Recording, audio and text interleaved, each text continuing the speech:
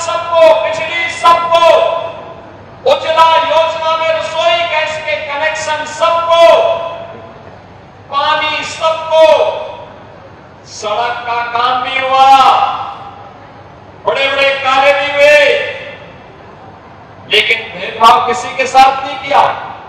जाति के नाम पर नहीं, मत और मजहब के नाम पर नहीं, क्षेत्र और भाषा के नाम पर नहीं। आपने देखा होगा जिन नौजवानों को स्मार्टफोन वितरित हुआ, रोजगार के सर्टिफिकेट वितरित हुए, हर जाति और मत और मजहब के थे, क्योंकि मोदी जी का तो मंत्र है सबका साथ और सबका विकास। हम भेदभाव किसी के साथ नहीं करेंगे, लेकिन अराजकता फैलाने की छूट भी किसी को नहीं देंगे, अव्यवस्था फैलाने की छूट भी किसी को नहीं देंगे, गुंडागर्दी फैलाने की छूट भी किसी को नहीं देंगे। बेटी की सुरक्षा हो या व्यापारी का सम्मान, किसी को उसके साथ खिलवाड़ करने की छूट नहीं देने देंगे। और अगर किसी ने दुस्साहस किया तो वह रास्ता, दुस्साहस का रास्ता सीधे यमराज के घर तक ही उसको पहुंचाएगा, अन्यथा कोई जगह तो नहीं देगा। बहनों और भाइयों, आज मैं आपसे यही कहने के लिए आया हूं, देखो लोग, जब उन्हें सत्ता प्राप्त हुई थी, कांग्रेस हो या समाजवादी पार्टी या बहुजन समाजवादी पार्टी, इन लोगों ने सामाजिक ताने बाने को छिन्न भिन्न किया, अपनी योजनाओं के माध्यम से तुष्टीकरण की पराकाष्ठा पर चढ़ करके समाज को विकास की धारा से विमुख करने का काम किया, बेटी की सुरक्षा में सेंध लगाने का पाप किया। और आज भी जब देश विकास की नित नई ऊंचाइयों को छू रहा है, तब भी ये लोग वही काम कर रहे हैं। याद करिए 2014 में मोदी जी के आने के बाद देश के अंदर एक नया परिदृश्य देखने को मिला है। एक तरफ बिना रुके, बिना टिके, बिना झुके प्रधानमंत्री मोदी जी विकास की योजनाओं को आगे बढ़ाने का काम कर रहे हैं, देश को विकास की नई बुलंदियों की ओर ले जाने का काम कर रहे हैं। दूसरी तरफ विपक्ष है, दुष्प्रचार करके बदनाम करने का काम कर रहा है, जाति विस्फोट कर रहा है, अराजकता फैलाने का काम कर रहा है, जातियों को आपस में लड़ाने का काम कर रहा है। बहनों और भाइयों, इन्होंने राष्ट्र नायकों का अपमान किया। नेताजी सुभाष चंद्र बोस हो, सरदार वल्लभ भाई पटेल हो, डॉक्टर श्यामा प्रसाद मुखर्जी हो, या फिर महाराजा महेंद्र प्रताप सिंह, इन सबका अपमान अगर किसी ने किया था तो कांग्रेस ने किया था। कांग्रेस ने कभी भी महापुरुषों को, राष्ट्र नायकों को सम्मान नहीं दिया। भारतीय जनता पार्टी है, इन महापुरुषों को सम्मान देने का काम कर रही है। एनडीए की सरकार ने सम्मान देने का काम कर रही है। राजा महेंद्र प्रताप सिंह जी के नाम पर अलीगढ़ में बना विश्वविद्यालय इसका उदाहरण है। मां शाकंभरी के नाम पर सहारनपुर में बना विश्वविद्यालय इसका उदाहरण है। महाराजा सुहेलदेव के नाम पर बना विश्वविद्यालय आजमगढ़ इसका उदाहरण है। लेकिन बहनों और भाइयों, इन लोगों को तो एक परिवार के सिवाय कोई नहीं सोचता। जब इनकी सत्ता आई, केवल और केवल एक परिवार के नाम पर सब कुछ हो, इन राष्ट्र नायकों का नाम न हो। और जब सत्ता में थे तब तो भारत के अंदर भारत के मूल समाज को प्रताड़ित करना, युवाओं के जीवन के साथ खिलवाड़ करना, अन्नदाता किसानों को आत्महत्या करने के लिए मजबूर करना, बेटी और व्यापारी की सुरक्षा में सेंध लगाना, जैसे कांग्रेस को, समाजवादी पार्टी को, इन विपक्षी दलों को जब सत्ता का अवसर प्राप्त हुआ था, इन्होंने खूब दुरुपयोग किया, खूब दुरुपयोग किया, इनको प्रताड़ित किया, अपमानित किया, बाधा, विकास के कार्यों में बाधा स्वयं पैदा की। और जब सत्ता से बाहर हुए, आज भी उनके कारनामे बंद नहीं हुए हैं, आज भी वही कार्य कर रहे हैं। आपने देखा होगा समाजवादी पार्टी के मुखिया को क्या बेटी की सुरक्षा पर कुछ बोलने का अधिकार है? क्या इनको बोलने का अधिकार है? कितनी बेशर्मी के साथ ये लोग वक्तव्य देते हैं।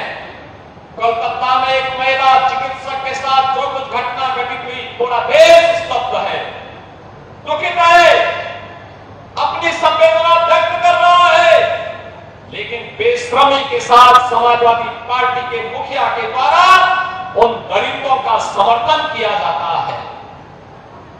अयोध्या में एक निषाद बेटी के साथ जो कुछ घटना घटित हुई समाजवादी पार्टी के पदाधिकारी के द्वारा, कन्नौज में जो कुछ हुआ, ये सब घटनाएं ये बताती हैं कि कांग्रेस हो या समाजवादी पार्टी, इनके अंदर बहनों और भाइयों, इनके अंदर लगता है जिन्ना की आत्मा घुस गई है, और जिन्ना की आत्मा घुस करके फिर से जिन्ना ने देश का विभाजन करने का पाप किया था, और इसीलिए अंतिम समय में घुट-घुट करके मरा था। ये लोग वही पाप आज ये लोग कर रहे हैं, समाज को बांट रहे हैं, जाति दुश्मन कर रहे हैं, सामाजिक पाने वाले को छिन्न भिन्न कर रहे हैं, कट्टरवादी ताकतों को, उनके दुस्साहस को बढ़ाने का काम कर रहे हैं। लेकिन हमारा विश्वास प्रधानमंत्री मोदी जी के सशक्त नेतृत्व पर है। मोदी जी के नेतृत्व में देश सुरक्षित है। ये जो लोग षड्यंत्र कर रहे हैं, ये बेनकाब होंगे, इनकी अराजकता चलने नहीं दी जाएगी, इनकी गुंडागर्दी और अराजकता को चलने नहीं देंगे। इसी के लिए आश्वस्त करने के लिए आज मैं अलीगढ़ आया हूं, और इसीलिए अलीगढ़ में मोदी जी ने डिफेंस मैन्युफैक्चरिंग कॉरिडोर का भी एक महत्वपूर्ण नोट दिया है। इस नोट में जो रक्षा उत्पादन की आत्मनिर्भरता के लक्ष्य को प्राप्त करने का काम तो होगा ही, तोप भी बनेगी, तो देश की सीमाओं पर गरजेगी, दुश्मन के दांतों को खट्टा करेंगे, तो साथ साथ यहां बनने वाली राइफल उपद्रवी और देशद्रोही तत्वों की छाती को छिन्न भिन्न करके उसको विलीन करने का काम भी करेंगी, और सुरक्षा का पुख्ता इंतजाम भी करेंगी। मैं धन्यवाद दूंगा यहां के उद्यमियों को, उन्होंने अलीगढ़ नोट पर जितने भी जमीन हमारे पास थी, उस डिफेंस कॉरिडोर में उस लैंड को लेकर के अपना कार्य प्रारंभ कर दिया है। आज उत्तर प्रदेश रक्षा उत्पादन में आत्मनिर्भरता के लक्ष्य को प्राप्त कर रहा है। चाहे वह अलीगढ़ हो, चाहे वह झांसी हो, या कानपुर या लखनऊ, सभी नोट पर काम प्रारंभ हो चुका है। उत्तर प्रदेश ये समाजवादी पार्टी ने दंगा प्रदेश बना दिया। कांग्रेस के समय के दंगे की चर्चा कर रहे थे चौधरी लक्ष्मी नारायण जी।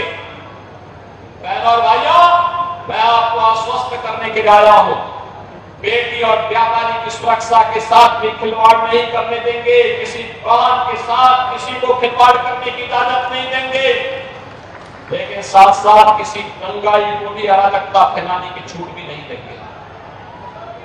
कोई सुरक्षा के साथ खिलवाड़ नहीं कर पाएगा।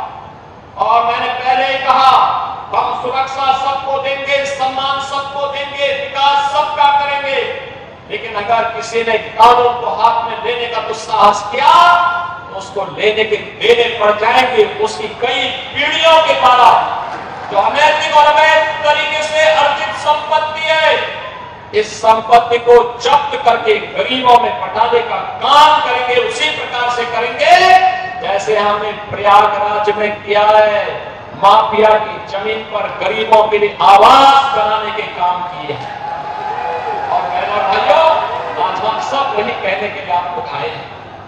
आपने देखा होगा 56 लाख गरीबों को एक एक आवास उत्तर प्रदेश में प्रधानमंत्री आवास योजना में प्राप्त हुआ। बहनों भाइयों, 15 करोड़ गरीबों को फ्री में राशन। प्रदेश में 10 करोड़ गरीबों को आयुष्मान भारत योजना के अंतर्गत 5 लाख रुपए की स्वास्थ्य बीमा का कवर। उत्तर प्रदेश में 1 करोड़ 75 लाख परिवारों को उज्ज्वला योजना में फ्री में रसोई गैस के कनेक्शन दिए गए हैं। और रसोई गैस के कनेक्शन देने के साथ ही हम लोगों ने तय किया है कि इन परिवारों को होली और दीपावली में फ्री में सिलेंडर उपलब्ध करवाने का काम करेंगे, जिससे हर घर में रसोई गैस बन सके। बहनों भाइयों, आज सड़क में भेदभाव नहीं, बिजली में भेदभाव नहीं, स्पोर्ट्स के लिए कार्यक्रम हो रहे हैं। हमने तो स्पोर्ट्स कोटे में नौकरी देनी प्रारंभ कर दी है। आपने देखा होगा, अभी एक पाल नौजवान लड़का राजकुमार पाल ओलंपिक में भारत इंडिया हॉकी टीम के साथ में खेल रहे थे और ओलंपिक में भारतीय टीम ने मेडल जीता। राजकुमार पाल उत्तर प्रदेश का नौजवान है। हमने कहा इसको डिप्टी एसपी की नौकरी देंगे, सीधे डिप्टी एसपी बनाएंगे। आपने देखा होगा, पारूल चौधरी ने कॉमनवेल्थ गेम्स में चीन की खिलाड़ी को हराया। हमने कहा इसको डिप्टी एसपी बनाएंगे, हमने उसको नियुक्ति पत्र जारी कर दिया।